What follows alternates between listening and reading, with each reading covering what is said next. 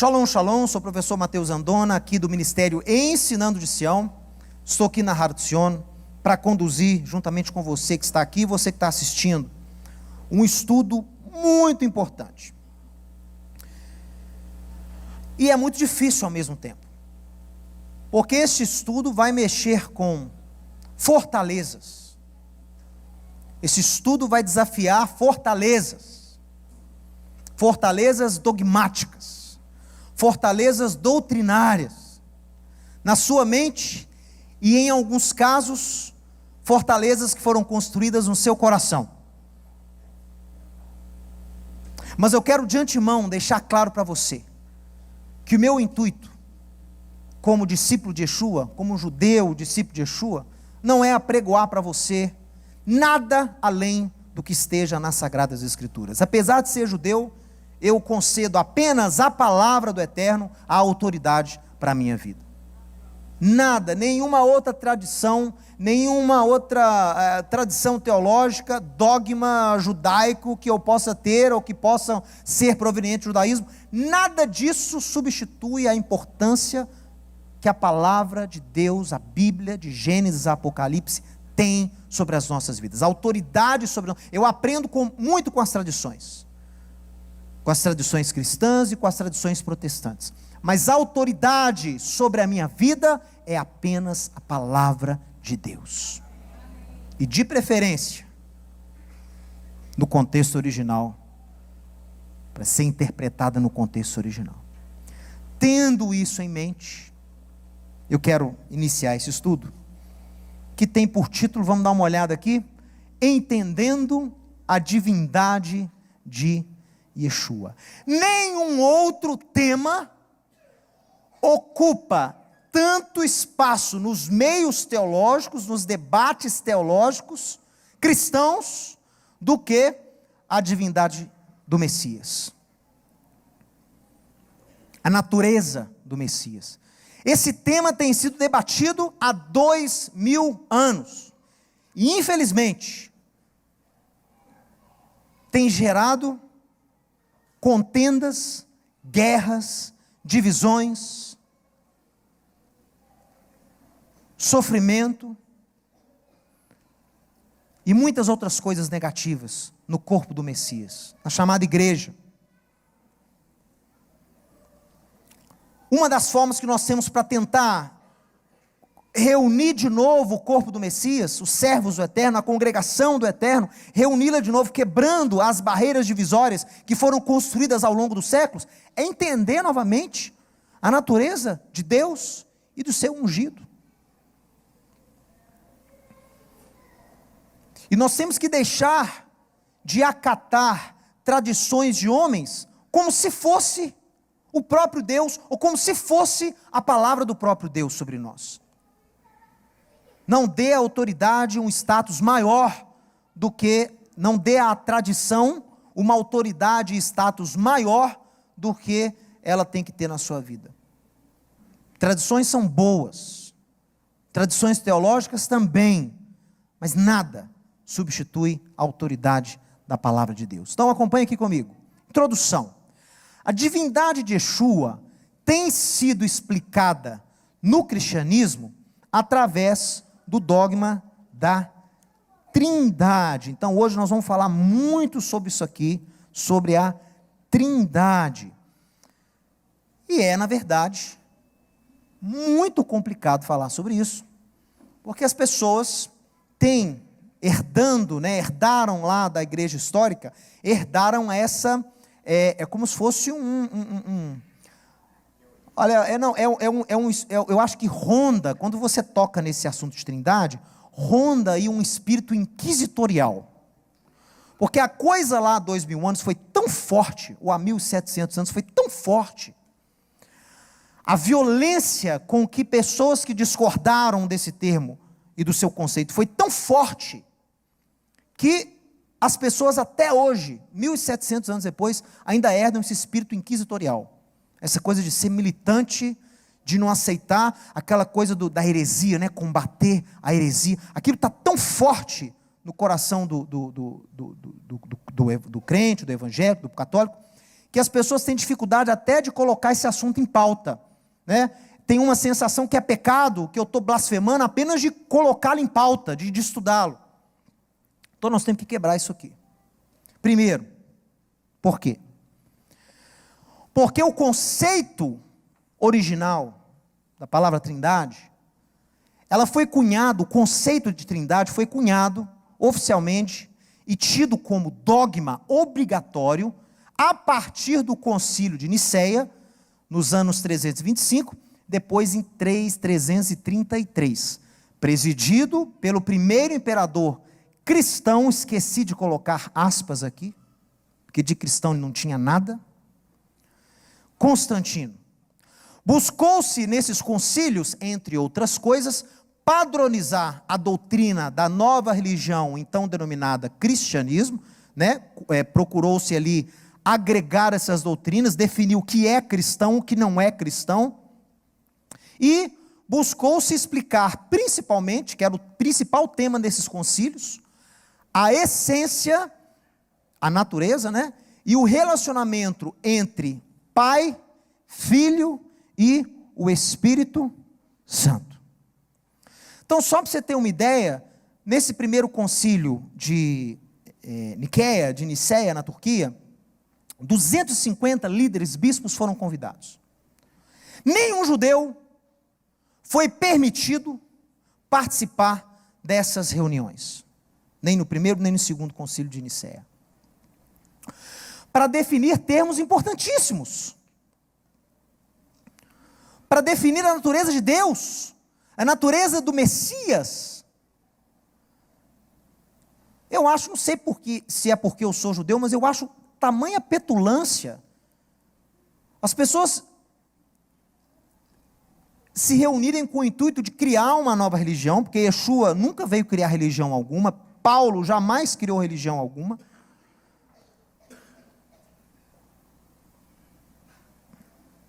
As pessoas se reúnem para estudar, para definir quem é o Messias, sendo que o único povo na terra que recebeu promessa de Messias foi Israel. 1.500 anos, 1.700 anos antes desses gregos, desses romanos, desses filósofos se reunirem lá na Turquia para definirem o que é o cristianismo, o que é a fé, quem é Deus, quem é o seu filho, qual a natureza do Espírito de Deus.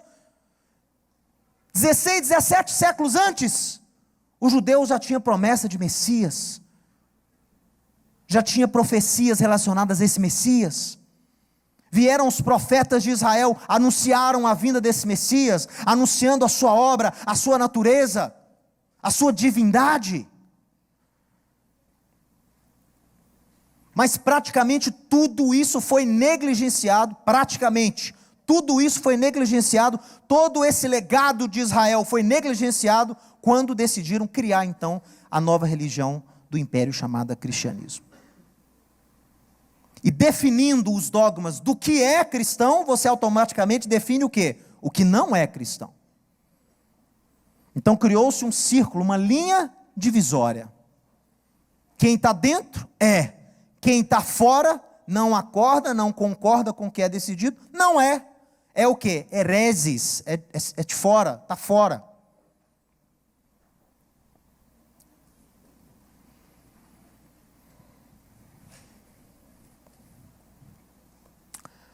Desde o século IV depois de Cristo, toda pessoa que não aceitasse o credo niceniano, credo são as decisões que foram feitas nesses concílios. Quem não aceitasse o credo niceniano e depois o credo do concílio em Constantinopla, que foi em 381, esse aí consolidou os dogmas lá criados em Nicéia. A pessoa que não aceitasse, não assinasse embaixo, esse estatuto de fé, chamaria modernamente hoje em dia, estatuto de fé, credo. Quem não assinasse embaixo, quem não declarasse verbalmente fidelidade a esses dogmas, seria excomungado, se fosse líder, e também o líder era excomungado, exilado, e se possuísse obras contrárias aos dogmas, aos credos, a pessoa seria executada. Foi sumário. foi radical, a perseguição foi ferrenha.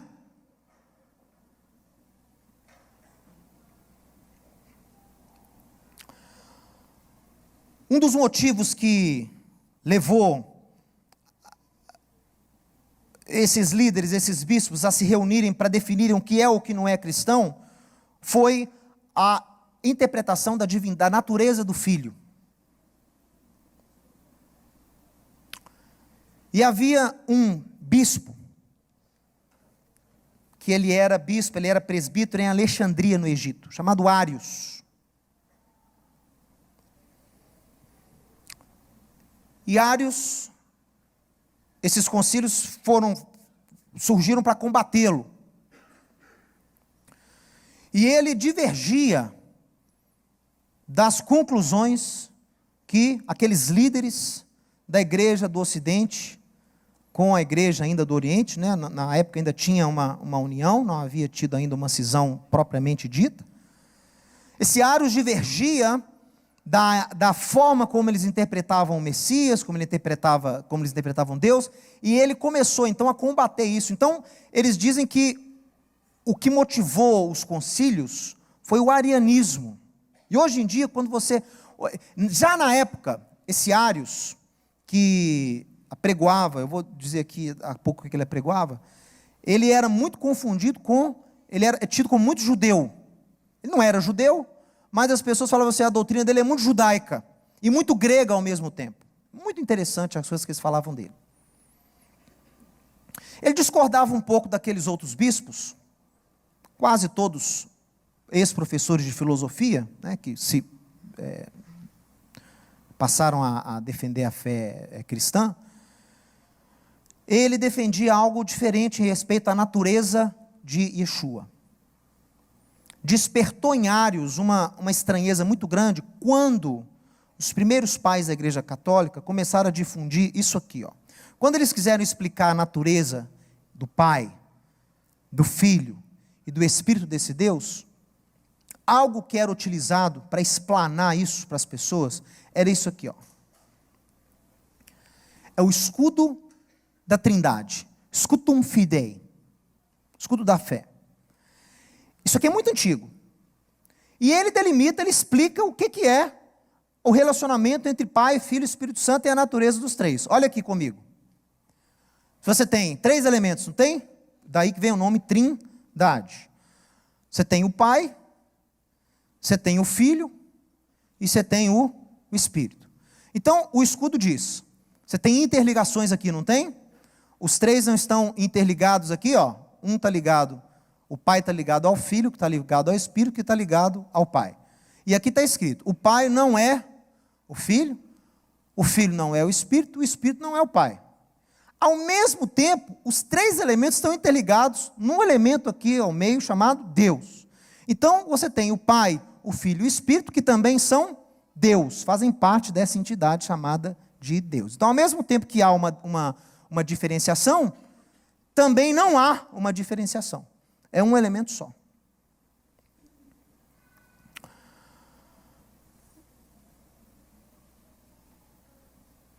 É interessante como esses gregos definiram Deus, né? Tem até muita origem platonista isso aí, é muito interessante, né? Mas tem um problema. Aliás, tem vários. Mas o problema mais evidente que fica quando a pessoa começa a explanar Deus nessa premissa aqui, o que despertou em Ários um incômodo muito grande foi o quê? Não há entre os elementos uma ordem. Não há uma hierarquia. Então, esse bispo de Alexandria, ele se levanta contra, então, outros bispos.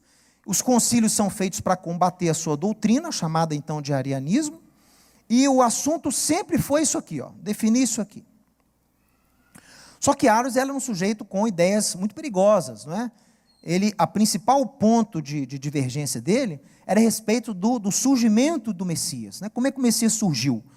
Então, se ele veio do Pai, ele tem a essência do Pai, ele é eterno como Pai. Ários dizia, não, ele foi criado. Ele foi criado num determinado ponto da história, E aí ele começou a atuar como Deus. Então, Arius, ao mesmo tempo que ele viu que tinha alguma coisa errada com esse conceito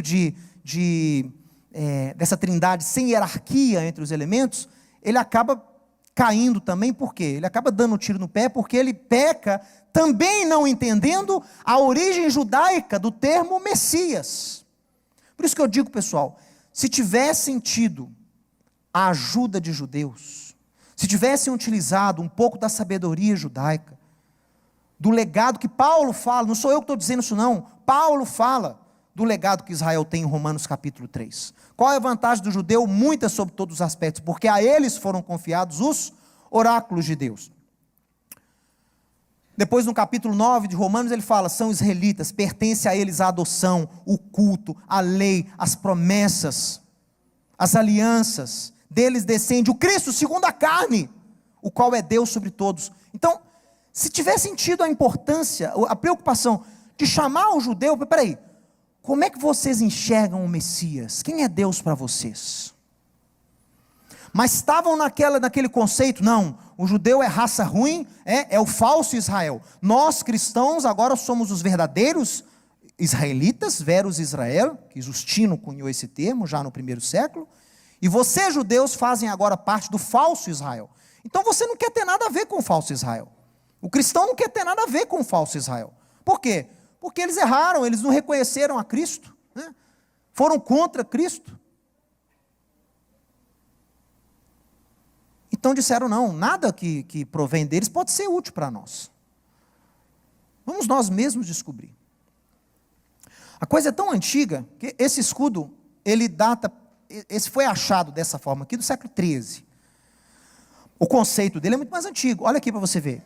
Lá no Museu do Vaticano tem esse sarcófago, que é uma representação cristã mais antiga da Trindade, da doutrina Trindade.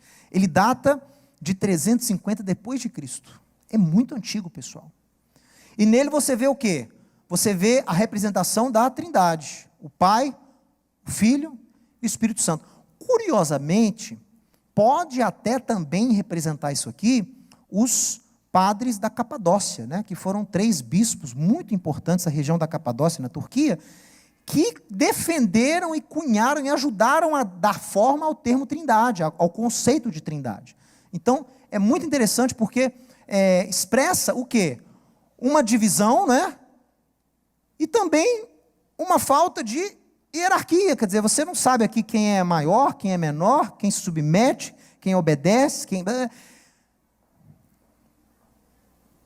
É uma natureza explicada, mas deixando-se de lado muita coisa. O problema com isso foi exatamente que não há o quê? Não há hierarquia. E não só isso, deixa eu falar aqui para você. Qual é o problema com essa representação e com a anterior? O outro problema, né? Um é que não há hierarquia, que eu vou explicar por que isso fere a Bíblia. O segundo, que na minha opinião fere a Bíblia também, é que o Espírito Santo é tido como o quê? Uma pessoa. É tido como elemento. No Concílio de Constantinopla, em 381, isso foi oficializado. O credo do Concílio de Constantinopla, que o católico e o evangélico atesta, e o protestante atesta, tem o Espírito Santo como uma pessoa distinta, como você tem aqui. Qual é o problema disso? Vamos avançar aqui, ó. O problema disso é o seguinte, vou falar para você. O problema disso, quando você representa lá 3 estátuas, 3 cabeças, 3 quadros, 3 bolas, 3 círculos, o problema disso é que há um princípio imutável e presente em toda a Bíblia. Qual é? A fé em um só Deus. Qualquer pessoa que adora mais de um Deus, por definição, é um politeísta, não é um monoteísta. É claro. É por isso que o judeu e o muçulmano consideram o cristianismo o quê? Uma religião pagã. O judeu menos, né? Porque o judeu tem uma relação muito política com o cristianismo. Agora o Islã não está nem aí. Eles acham vocês infiéis, porque vocês são pagãos, que adoram 3 deuses. E há um só Deus. Quem adora mais de um Deus é politeísta, é pagão, é infiel. Assim eles veem o cristianismo. E no fundo, assim o judeu vê o cristianismo também. Politeísta. Há um só Deus. A crença em mais de um Deus não é monoteísmo, mas é idolatria. Nós vimos na paraxá de hoje, Vaetchanan, o Shema, repetido por Yeshua, Deuteronômio 6,4, repetido por Yeshua em Marcos capítulo 12. Ouve Israel, o Senhor nosso Deus, o Senhor é um. Então o judeu recita isso todo dia. É o estatuto de fé de todo judeu. E segundo Yeshua, de todo aquele que crê, é o maior mandamento, segundo Yeshua, é esse. E como que fica isso aí? E não é só lá em Deuteronômio, não. Paulo fala a mesma coisa. Paulo fala a mesma coisa. Fala a mesma coisa para Timóteo. Timóteo, há um só Deus, Criador dos céus e da terra, e um só mediador entre Deus e os homens, a saber, Yeshua HaMashiach, homem.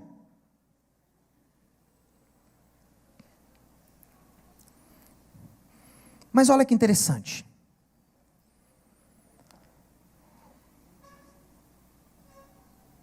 Ao mesmo tempo que a Bíblia atesta que Deus é um, a Bíblia também atesta que Deus tem um filho, olha aqui. As Escrituras afirmam que Deus tem um filho pessoal. Não vai dar tempo da gente ler aqui as referências, mas você pode anotar. Deus tem um filho. O judaísmo não tem problema em aceitar que Deus tem um filho, porque as Escrituras nos dizem que Ele tem um filho.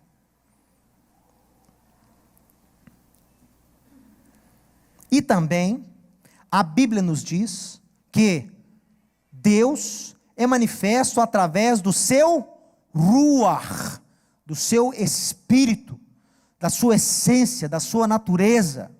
Deus tem um espírito. Vento, sopro em hebraico, né? Temos aqui algumas referências que a gente não vai ter tempo de ler, mas você pode anotar e conferir na sua casa. Então, as Escrituras atestam que há um só Deus. Esse Deus tem um filho, e esse Deus possui um espírito. E este Deus tem nas Escrituras vários nomes. Este um só Deus possui muitos nomes. Ele é chamado de Deus, Senhor, Adonai, o tetragrama, Pai da eternidade, El Shaddai, Adonai Tsevaot, Senhor dos exércitos, Tsur Israel, Rocha de Israel, Magen Avraham, escudo de Abraão, e muitos outros, dezenas. Deus recebe nomes de acordo com sua atuação. Dizem que Davi foi o que deu mais nome para Deus, porque ele tinha tanta experiência com Deus, de cura, de general, de líder militar, de força. Então, a cada situação, ele dava um nome a Deus. Então, quando Deus ensinava-o a estratégia de guerra, para ele vencer os inimigos, ele chamava Deus de quê? Ish Milhamah, homem de guerra. Olha só, chamar Deus de homem de guerra. Mas chamou. Quando Deus dava a ele a cura, ele chamava Deus de Adonai Rafá, Deus que cura. Quando o Eterno fazia com que ele vencesse exércitos e conquistasse território, ele chamava o Eterno de Adonai Nissi, Adonai minha bandeira, meu estandarte. Mesmo Deus. Apesar do fato das Escrituras afirmarem que Deus tem um filho e um espírito, isso não anula a fé em um único Deus. Vamos ler o que o próprio Deus diz lá ao profeta Yeshayahu, Isaías, leia aí. Eu sou Adonai, não há outro, além de mim não há Deus, eu te cingirei ainda que não me conheces, para que se saiba, até o nascente do sol e até ao poente, que além de mim não há outro. Eu sou Adonai, não há outro. Eu formo a luz e crio as trevas, faço a paz e crio o mal. Eu, o Senhor, faço todas estas coisas.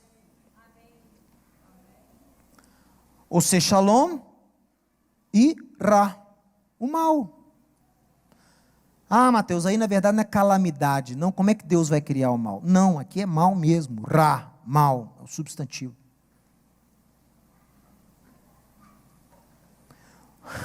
Para delimitar a você que há um só Deus. Você não tem o mal e o bem. Você não tem o Deus do bem e o Deus do mal. Isso é politeísmo, isso é... Por que eu disse isso na semana passada? Porque no cristianismo e no judaísmo, a gente tem um conceito, ao invés de as pessoas se dizem monoteístas, mas quando na prática, são enoteístas. O enoteísta é quando você serve um Deus só, mas você atribui que há outros deuses por aí.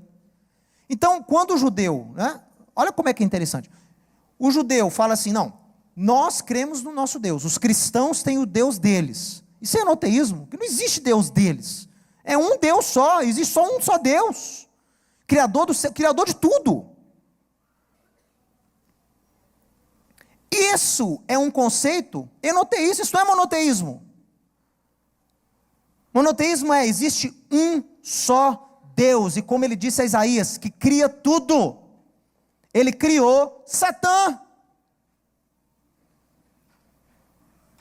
Ah, porque se rebelou, porque caiu, não interessa. Tudo isso foi feito pela vontade de Deus.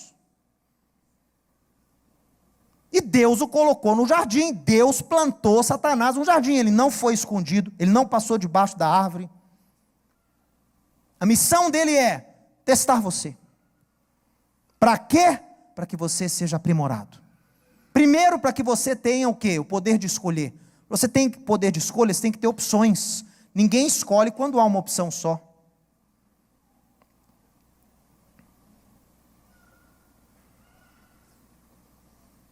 Então Satanás ele é criado para que o homem pudesse exercer esse livre-arbítrio. Ele é colocado no jardim, a missão dele é essa. Ah, mas Deus o puniu. É claro que Deus o pune. Tudo o que acontece com ele é para o seu aprendizado, para você ter o exemplo. Ele é punido para que você aprenda a consequência de uma desobediência a Deus. Ele é punido para que você aprenda como ele trabalha. Você tem que entender como ele trabalha. Aí eu disse aqui, há umas 2 semanas, porque o Satanás não é inimigo de Deus. E não há na Bíblia dizendo que ele é inimigo de Deus. Há falando que ele é inimigo da vossa alma, de você, ele é seu inimigo. Ele é o senhor desse mundo. Ele e o seu exército atuam como nossos inimigos, nós o combatemos. Agora você acha que ele peita a Deus, que ele desafia a Deus, que ele chega todo dia lá como Golias fazia com Davi, ei, Deus de Israel e seu exército, tem alguém aí para me enfrentar hoje? Hoje eu consegui destruir tal lugar, hoje você não estava prestando atenção, Deus, eu fui lá e causei um tsunami. Você acha que é assim que funciona? Muitos cristãos acham que é assim.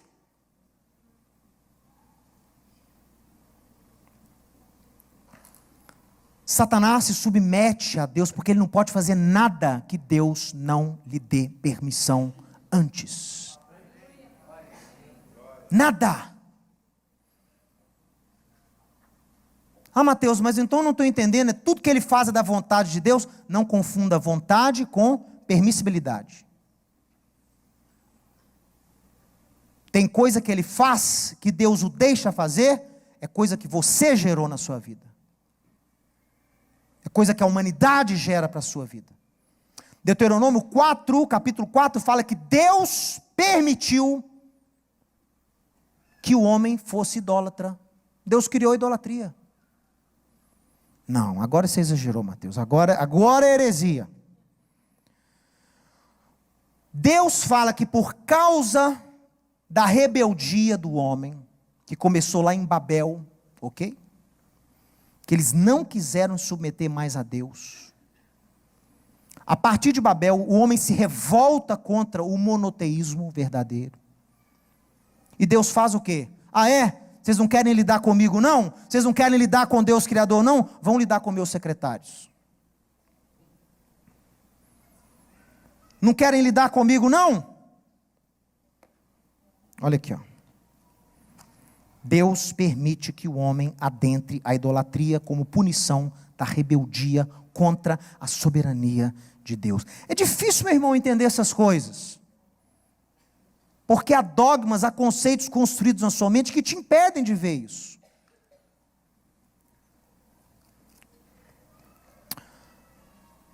Deuteronômio 4, verso 19. Guarda-te, não levantes os olhos para os céus, e vendo o sol, a lua, as estrelas, a saber, todo o exército dos céus, seja seduzido a inclinar-te perante eles, e des culto àqueles coisas que o Senhor teu Deus repartiu a todos os povos debaixo de todos os céus. Olha isso. Deus repartiu esses elementos como falsos deuses, como punição à rebeldia do homem. Então Deus fala para o povo de Israel: não inclinem-se a essas coisas, porque essas coisas eu permiti que acontecessem como punição à humanidade. Eu reparti sobre as nações. Esse repartir entre as nações é uma alusão a Gênesis 11, é Babel.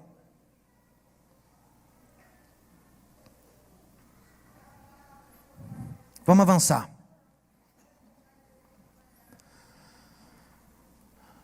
As Escrituras mostram que Deus pode descer à terra. Olha lá, acabei de citar, né? Vamos descer e confundir a linguagem deles. Desceu. Foi em plural, né? Êxodo 19, 20. Quero ler 2 aqui com vocês rapidinho. Olha só.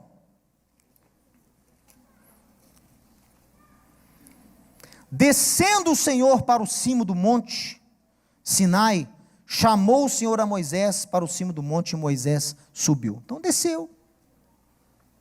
Vemos também Deus aparecendo em plena autoridade em forma de homem. Olha isso.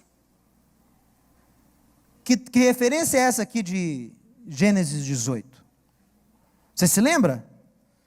Abraão, o que acontece com Abraão? Nós já vimos essa paraxiota várias vezes. Abraão tem um encontro que muda a sua vida. O próprio Deus aparece com ele, com mais 2. E ele vê, apareceu Adonai, capítulo 18, verso 1 de Gênesis. Apareceu Adonai a Abraão nos carvalhais de Mamre, quando ele estava sentado à tenda, no maior calor do dia. Levantou ele os olhos e eis, Shloshá Anashim, 3 homens de pé em frente a ele. Vendo-os, correu da porta da tenda ao encontro deles, prostrou-se em terra e disse: Adonai, meu Senhor, se acho mercê em tua presença, rogo-te que não passes do teu servo. A um desses seres, ele chama de Senhor. E ninguém no judaísmo, até hoje, acusou Abraão de ser idólatra. E ele se prostrou diante de um homem, estava aqui, Shloshá Anashim, 3 homens. Ele se prostra diante de um e chama ele de Senhor. Por que ninguém chama Abraão no judaísmo de idólatra? Porque era Deus sendo representado na forma daquele que foi o agente dessa representação. Alguém foi incumbido de representar Deus perante Abraão. Alguém falou pela boca de Deus para Abraão. Quando Abraão viu o representante, o que ele fez? Tratou o representante como se fosse o próprio Deus, o representado. Por quê? A forma como você trata o representante é a forma como está tratando quem está sendo representado. É como se convidasse meu pai para dar um seminário, que já aconteceu. Ele não pôde ir. E ele diz: vou mandar meu filho no meu lugar. Tudo que eu falo, ele fala, tudo que eu faço, ele faz. Quando eu estou lá no evento representando, quem é que está ali? É o Mateus ou é o Marcelo?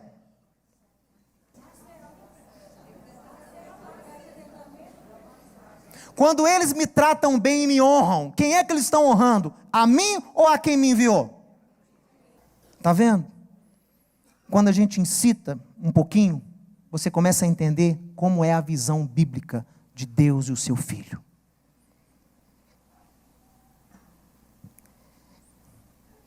Quando um está sendo representado, não há diferença entre os dois. Quando meu pai delega-me 100% de autoridade, você vá lá e fale por mim. Faça por mim, haja por mim. Você tem meu aval, me dá o anel. Já viu o anel que ele tem? Ele me dá o anel. Se eu chego lá com um anel, quem está falando lá é o Mateus, não é o Marcelo. Por quê? Ele me enviou. Mas na verdade, ao mesmo tempo que é o Mateus, quem é que está falando também ali através de mim? O Marcelo. Que ele me incumbiu. Quando eu falo as palavras que ele me deu para falar. Quando eu ajo da forma como ele me instruiu. E ajo na sua autoridade. Mas ao mesmo tempo que é o Mateus que está ali fisicamente, quem é que está ali representado 100%? É o Marcelo. Tanto é que o que eu decidi representando, vale. Se no meio daquele local lá, eu não for bem tratado, eu posso falar em nome do Marcelo. Quem está ali é o Marcelo. A autoridade que está ali não é do Mateus, é do Marcelo. Então se eu disser assim, rompo agora o relacionamento entre o Ensinando de Sião e essa comunidade. Está rompido, é o Marcelo que disse, não foi o Mateus. Eu estou representando ali. É aquele exemplo que a gente dá. O presidente e o vice-presidente. O vice-presidente é presidente? Sim ou não?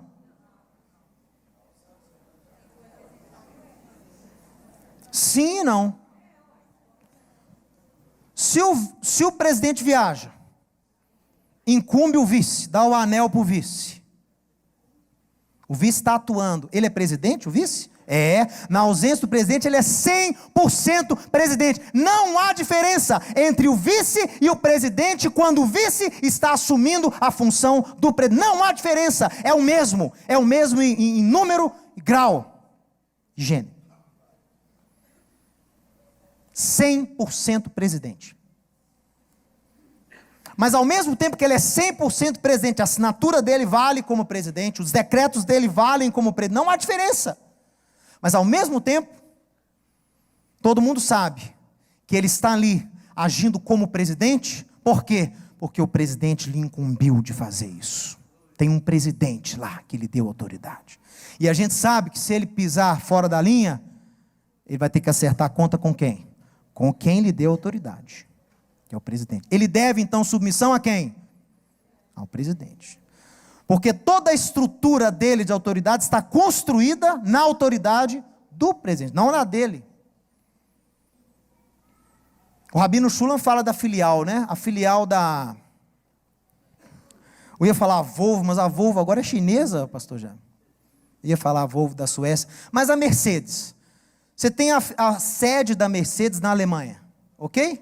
A Mercedes de Belo Horizonte é Mercedes? Tem diferença? Você compra um carro aqui, tem diferença você compra um carro aqui, ou lá na Alemanha, o carro é o mesmo? Na prática tinha que ser, né, gente? Mas é assim, o carro, você compra o carro é lá. Só é mais caro, mas é o mesmo carro. Mas a Mercedes de BH é a Mercedes da sede? Não, a Mercedes de BH funciona como filial da sede. Há uma sede. E quem está em BH responde o quê? Responde a quem está na sede. Vamos lá. No judaísmo, é comum a gente se referir a Deus como Pai. Sabia disso? Uma das orações mais antigas que a gente tem no judaísmo é exatamente essa. Avinu Malkeinu. Avinu Malkeinu. Nosso Deus, nosso Pai. Isaías também nos mostra. Avinu Shebashamayim, nosso Pai Celestial, é uma oração farisaica, criada séculos antes de Yeshua. Por isso quando a gente fala assim, gente, há vestígios que Yeshua fosse um fariseu. Aí o cristão já pega a pedra para a gente, né? Mas porque o judeu que lê Yeshua ensinando a orar, ensina-nos a orar, tudo bem, vocês vão orar assim, Avinu Shebashamayim, Itkadashimcha, Tavo Malchutcha, Ta'aseh Retzoncha, Mo Bashamayim Ken Baaretz, Et Lechem Chukeinu Ten Lanu Hayom, Uslach Lanu Et Chovotenu, Kasher Salachnu Gam Anachnu Lechoyovenu. Pai nosso que estais nos céus, santificado seja o teu nome. Típico início de oração farisaica. No judaísmo, você sabe de quem é o mestre do sujeito, quem é o rabino do sujeito, pela forma como ele ora. Que eles oram de uma forma parecida. Então, todo fariseu na época orava da mesma forma. Avinu Shebashamayim Itkadashimcha. Você, antes de fazer a petição, você chama Deus de Pai, e depois você engrandece a Ele. E aí você entra com a sua petição. E termina reconhecendo. Ki leha hamam laha ve'hagvura ve'atiferet leolmei olamim. Pois a ti é o reino e a glória para todos sempre. Amém. É típico farisaico. Tá? Então, no judaísmo, não temos problema algum em nos referir ao Messias como Deus. Mas por que, Mateus? Porque na concepção judaica, o Messias é o representante pleno de Deus na terra. Então não tem problema em você lidar com ele como Deus, em você tratá-lo como Deus. Por quê? Deus é Deus mesmo, Yud Rei Vav Rei, porque ele representa Deus a nós. Tem problema você se referir ao vice-presidente atuando como presidente? Como presidente, senhor presidente, né? O vice ficou aqui no lugar do presidente. Aí você vai se dirigir a ele, senhor vice-presidente. Não, você fala o quê? Senhor presidente. Você feriu a autoridade do presidente que está lá? Não. Você foi contra a legislação do país atestando que há 2 presidentes na nação? Não. Por isso que no judaísmo a gente não tem problema nenhum em chamar o Messias de Deus. E quem disse isso não foi o Mateus, não. Foi o profeta Jeremias. E sabia que não é só o Messias que ele chama de Deus, não? Ele chama Jerusalém de Deus. E ele chama os santos, Jeremias não, mas os santos na tradição judaica são chamados também pelo nome do Eterno. Porque são entidades que representam o Eterno aqui na terra. O Messias representa o Eterno aqui na terra? Representa. Jerusalém representa o Eterno aqui na terra? Representa. Os santos representam Jerusalém aqui na terra? Representam. É por isso que eu falo, por que não chamaram um judeuzinho para participar desses concílios lá na Turquia, meu Deus? Só um. Ele ia saber muito bem como lidar com os 249 gentios. Explicando para eles. Gente, não é assim não. Não tem problema não.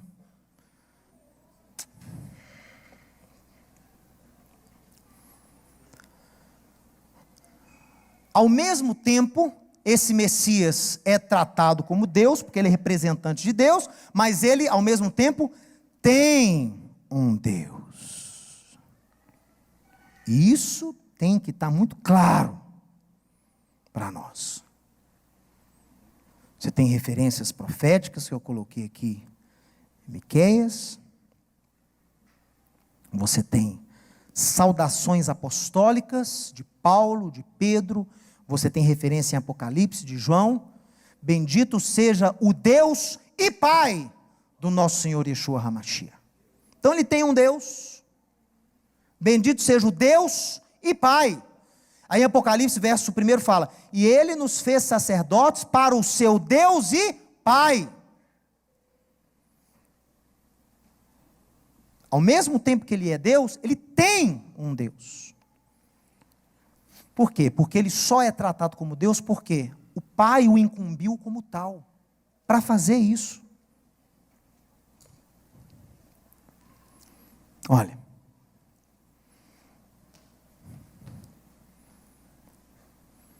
de acordo com as Escrituras e com o judaísmo, não há problema em se preservar a unidade de Deus e ao mesmo tempo crer no Messias como Deus forte, Pai da eternidade, Senhor, nossa justiça. Você entende que não tem problema para o judeu?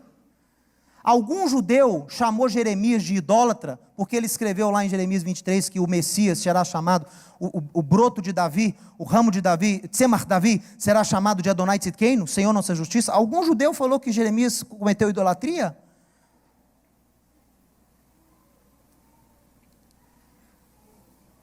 Nenhum judeu tem problema com isso. Eu visitei com meu pai lá a sinagoga portuguesa de Amsterdã, construída no século XVI. Eram judeus que fugiram da Inquisição, voltaram ao judaísmo em Amsterdã. Fugiram de Portugal, voltaram ao judaísmo em Amsterdã. Construíram uma sinagoga lá enorme. Tem até hoje. Lá, no século XVIII, surgiu na Europa um falso Messias, chamado Shabbatai Tzvi. Shabbatai Tzvi era um judeu muito inteligente, e ele começou a ser aclamado como Messias. Ele tinha muita influência ali na Grécia, e os judeus da Europa, milhares de judeus seguiram, acharam que ele era o Messias mesmo, inclusive esses judeus lá de Amsterdã. Quando eu fui na sinagoga de Amsterdã, eles têm um museu debaixo da sinagoga. Eu tirei foto, eu tenho isso. Eu vi Sidur, que aquela comunidade fazia, Sidur especial para ser usado quando o Shabbatai visitasse a sinagoga. Quando o Shabbatai visitasse a sinagoga, tinham orações especiais que os judeus ali faziam para ele. Para ele. O rei Messias tem ele assim desenhado no trono, sentado num trono assim de luz, e orações abaixo. Por quê? Algum outro judeu acusou os judeus de Amsterdã de idólatras? Porque estava orando para o cara? Porque estava reverenciando-o como Deus? Não.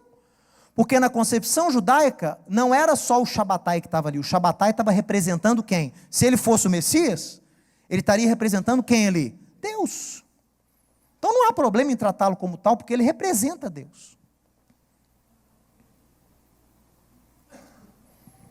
É igual o Schneerson, né? o rabino do Rabá do Schneerson, que morreu em 95, né? 1995. Ele foi aclamado como Messias. Muitos até hoje acreditam que ele é o Messias. Eu tenho vídeos lá em casa de quando ele visitava alguma sinagoga lá no Queens, em Nova York. Os camaradas passavam horas e horas, os judeus, horas e horas, cantando ao redor do trono dele. Tinha um trono para ele, pessoal. E aí, Melech Mashiach, longa vida ao rei Messias. E você quer saber? Se ele fosse o Messias, eles não estariam errados, não. O Messias não representa o Eterno? Se ele fosse e estivesse na sinagoga, se o Messias viesse aqui agora, eu faria a mesma coisa. Eles erraram porque o Schneerson não é o Messias, mas a atitude está certa. Eles trataram aquele como Messias porque na concepção deles era o Messias. SQN, só que não. Só que não era. Mas a atitude é o quê? A atitude é certa.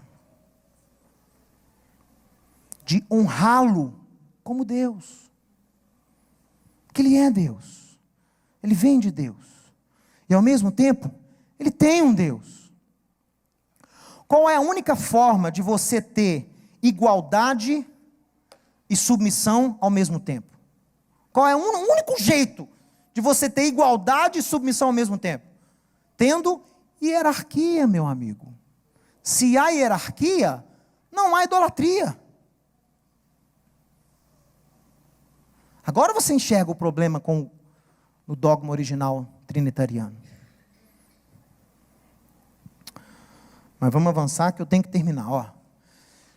De acordo com as escrituras e com o judaísmo, não há problema em se preservar a unidade de Deus e ao mesmo tempo crer no Messias como Deus forte, Pai da eternidade, Senhor nossa justiça. A pergunta é, preste atenção nisso que eu escrevi de amarelo. Por quê?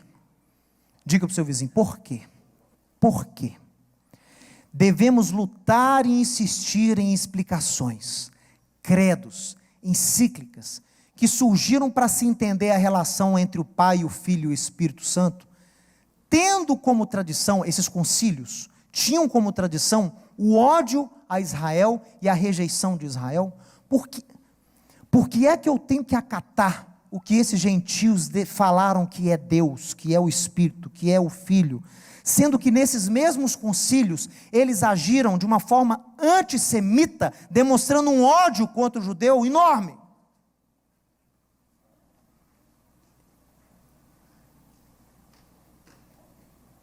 Pessoal, nesses concílios, um judeu crente ou um cristão que fosse pego celebrando a Páscoa, igual Yeshua celebrou, era preso, talvez até morto.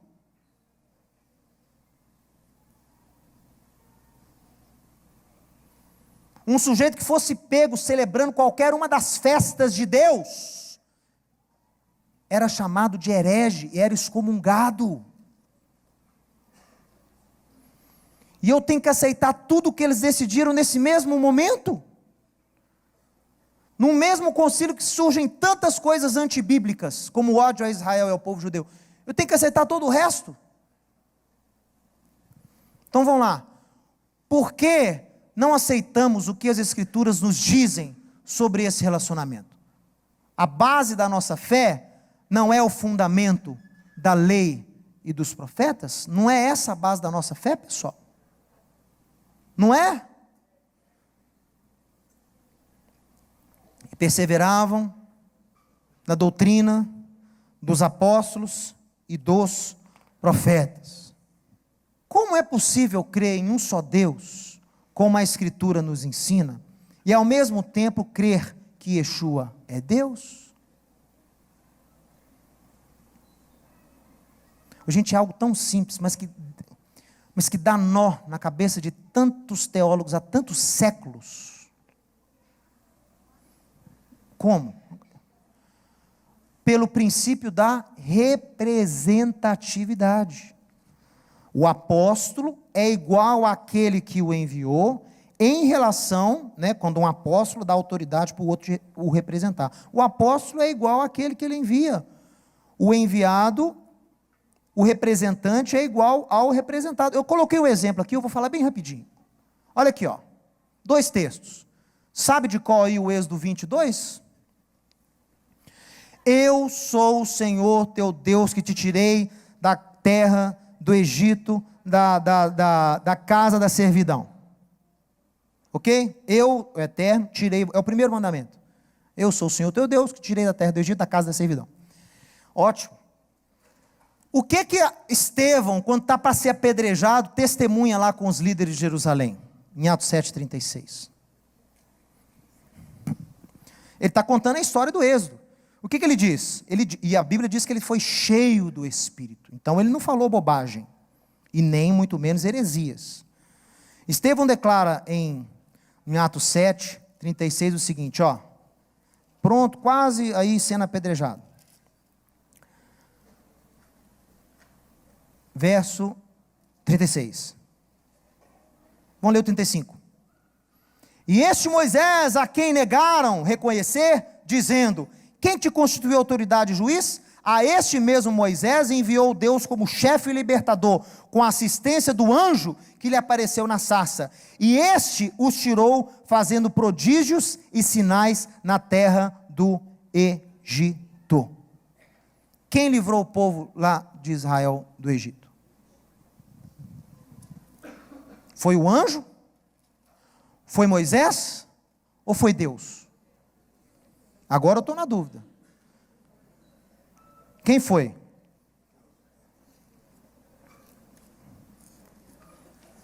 Quem foi, pessoal, que tirou o povo do Egito? Deus não é Deus de confusão. Olha aqui, Êxodo 12, 29, diz o quê? Aconteceu que à meia-noite feriu o Eterno todos os primogênitos na terra do Egito. O Eterno feriu. Ele matou. Ok? Por quê? O Senhor passará para ferir os egípcios. Quando vir, porém, o sangue na verga da porta, em ambas as ombreiras, passará o Senhor daquela porta e não permitirá ao destruidor que entre nas vossas casas. Quem é que matou os primogênitos? Quem é que tirou o povo do Egito? Foi Deus? Foi o tal do anjo? Ou foi Moisés? Foi Deus, foi o anjo e foi Moisés. Os três estão certos. Por quê? O anjo agiu na autoridade de Deus e Moisés agiu na autoridade do anjo. E todos agiram submissos à autoridade de quem? De Deus.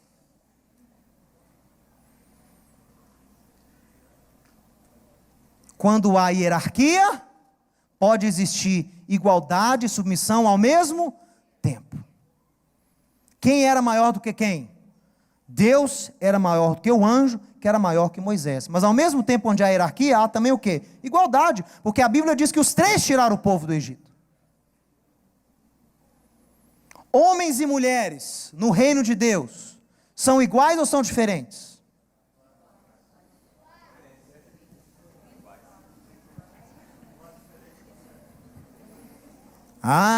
Por que você está com dúvida? Porque estão chocando na sua cabeça aí textos diferentes do mesmo autor. Só se aplicar o princípio da representatividade, você vai sair dessa sinuca.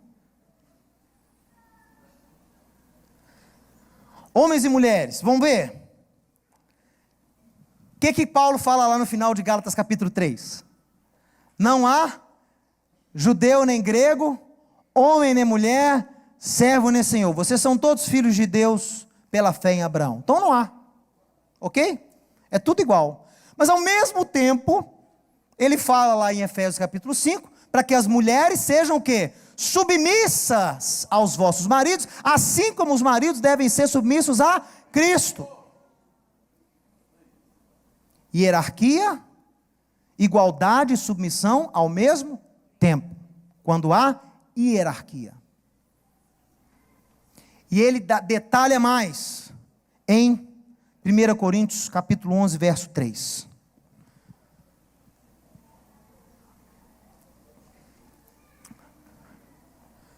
Deus é o cabeça de Cristo, Cristo é o cabeça do homem, e o homem é o cabeça da mulher. Hierarquia. Aí eu posso ter igualdade, porque perante Deus são iguais, mas ao mesmo tempo que são iguais, um deve submissão ao outro. Quem está entendendo aí, pessoal? Não sei se eu estou sendo claro, porque não tem tempo, não dá tempo de explicar, tá? Não dá tempo. Não dá tempo. E agora eu tenho que terminar. Passou da hora já. Yeshua foi enviado pelo Pai e recebeu plena autoridade para ser 100% Deus em carne habitando entre nós. Agora você entende isso. Agora você entende porque que João abre o seu evangelho dizendo, no princípio era o verbo. E o verbo estava com Deus e o verbo era Deus. Não tem problema nenhum. No judaísmo não há problema algum nisso. Continua sendo submisso ao Pai, mesmo sendo chamado de Deus. E continua sendo Deus perante nós. Viu? Temos aqui outras referências também, né? O Pai é maior que eu, que dá dicas aí sobre essa premissa. Aí o pessoal pergunta,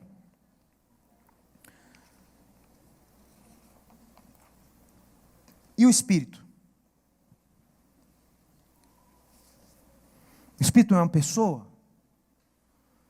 Tem um terceiro trono, ou ele fica de pé do lado de Deus? Porque não tem trono. Outro dia me falaram, claro que ele é pessoa. Falei, então ele fica de pé. Porque tem lá o filho sentado à destra do pai, isso eu tenho registro. Isso tem gente que viu. Mas um terceiro ninguém viu. O Espírito de Deus é o próprio Deus. é a manifestação, é a atuação, é o poder desse Deus. Não fui eu quem disse isso. Paulo explica muito bem, numa simples frase, aqui em 1 Coríntios, no capítulo, 2 Coríntios, no capítulo 3, olha aqui, eu vou ler para você. 2 Coríntios 3, verso 17. Deixa eu ver se é isso mesmo. 2 Coríntios 3, 17. Mas até, aí ele está falando aqui, né? Até hoje, verso 15, quando Moisés é lido, o véu está posto sobre o coração deles. Quando, porém, algum deles se converte ao Senhor, que é Yeshua, o véu lhe é retirado. Então ele entende a lei e vê Yeshua na lei. Ora, verso 17, 2 Coríntios 3. O Senhor é o Espírito. E onde está o Espírito do Senhor, aí há liberdade. Mateus, mas aí conflita. Porque o Espírito às vezes é tratado como pessoa.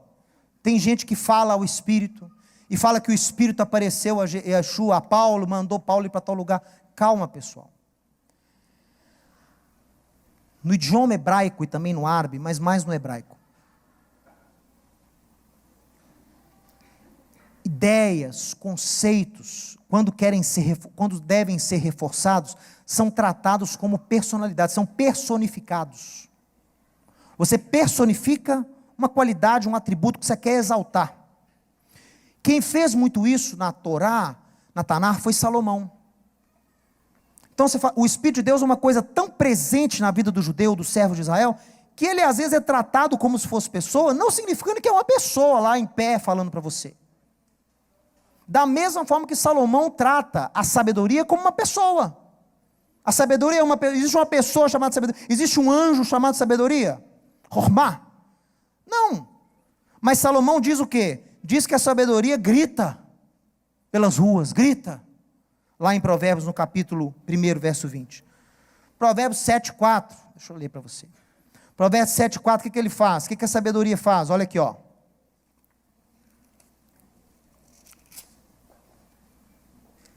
Dize a sabedoria, tu és minha irmã.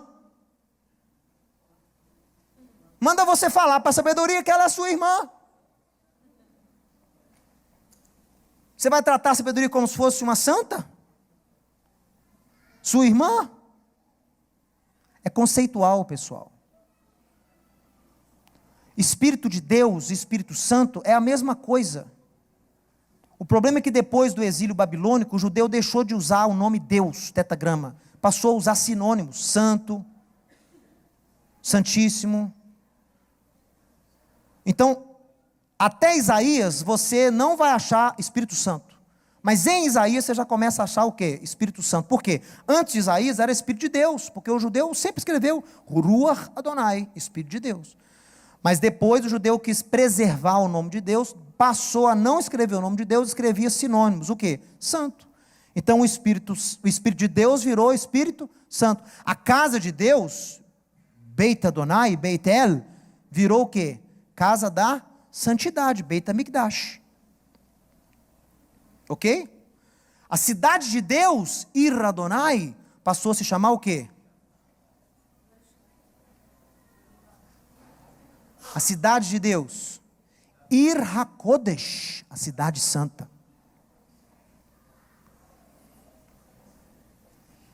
Então substituíram, mas o termo é o reino dos céus e reino de Deus. É a mesma coisa. Deixou de usar a palavra Deus para usar um sinônimo, céus. Mas os argumentos que eu listei até agora provam que há um só Deus, Pai e Criador de todos nós, que existe uma hierarquia entre Yeshua e o Pai, apesar de Yeshua ser o único veículo pelo qual podemos conhecer e nos relacionar com o Pai. Neste aspecto, Yeshua é semelhante ao Pai perante a humanidade, estão entendendo? Mas deve submissão e obediência a Ele.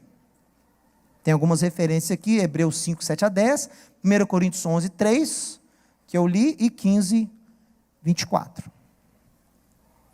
A doutrina da Trindade ela não é mencionada nem expressa na Bíblia, nem no Antigo, nem no chamado Novo Testamento. Ela é fruto, sim, de uma tentativa de se explicar, através de filosofias com forte influência platonista, o relacionamento entre o pai e o filho. A doutrina da Trindade, como cunhada lá no século IV, você não pode falar para mim, você não pode me julgar e falar assim, mas para mim Trindade não é isso. Aí você surge, mas para mim Trindade não é isso. Aí o outro surge, mas para mim, aí vai virar uma bagunça. Eu não posso agora descobrir o que cada um interpreta como Trindade. Eu tenho que ir lá, quando ela foi criada, e falar, isso é a Trindade de acordo com quem a criou, o conceito. Quem criou, pensou isso. O que as pessoas pensam, eu não posso ter controle. Né? Mas a Trindade não é isso, na verdade. Não. Quando ela foi criada lá, era assim mesmo, era do jeito que eu estou mostrando aqui. Tá? E você pode ter acesso a esses concílios e ler. Você pode ler o Credo Niceniano, o de Constantinopla, você pode ler. Eu tenho ele aqui, eu leio para você. É simples. Viu? Quando foi criado. Vamos lá. Tais dogmas foram impostos sobre os cristãos e há 1700 anos têm gerado divisão, perseguição, contenda, ódio e morte nos meios católicos e principalmente protestantes. A autoridade que a teologia cristã dá a tradições e ensinos que não se encontram na Bíblia tem sido um dos principais motivos de divisão no corpo de Yeshua e também tem distanciado Israel das boas novas. Um exemplo. As festas cristãs, que têm grande importância na tradição cristã, ao mesmo tempo onde não há menção delas nas Sagradas Escrituras. Então, muitas das festas celebradas no cristianismo, você não tem menção, não tem ordem, não tem exemplo delas na Escritura, e mesmo assim elas têm grande importância. Né? Estou dizendo isso por quê? Porque você não pode atribuir à tradição uma coisa muito maior do que ela realmente é. Então as pessoas batem no judeu messiânico, por quê? Hoje mesmo, estava transmitindo o culto aqui de manhã, tinham lá lenhando a gente, que tudo isso aí já passou, Cristo cravou na cruz o seu talite, escreveu desse jeito, Cristo pregou na cruz o seu talite, isso aí já não vale nada, isso é tradição de homem, entendeu? Apegando-se a ornamentas. Só que o cristianismo detém amor a tradições teológicas muito mais graves e muito mais contrárias à Bíblia. Então, ao invés de falar do judeu, do talite, do quipá do judeu, começa a criticar a forma como você interpreta a Bíblia. Começa a criticar os credos que você é obrigado a assinar embaixo para ser considerado cristão hoje em dia. Não pode se dar mais amor à tradição do que à palavra de Deus. Yeshua falou para aqueles fariseus, se vocês amam a tradição mais do que a palavra de Deus, vocês vão transgredir a lei de Deus por causa da vossa tradição. Não pode transgredir a lei por causa de tradição. Ok? Não pode transgredir a Bíblia. O que está claramente na Bíblia?